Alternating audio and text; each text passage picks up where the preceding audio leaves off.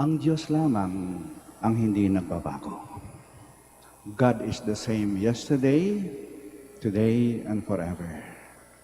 Hindi siya nagbabago at iisa lang ang kanyang gusto. At hindi yon nagbabago noon, ngayon, at kailanman. At ano ang gusto ng Diyos? Na tayo ay gumawa ng mabuti at umiwas sa masama.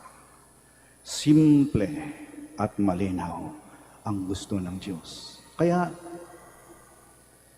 it is easy to please God than man.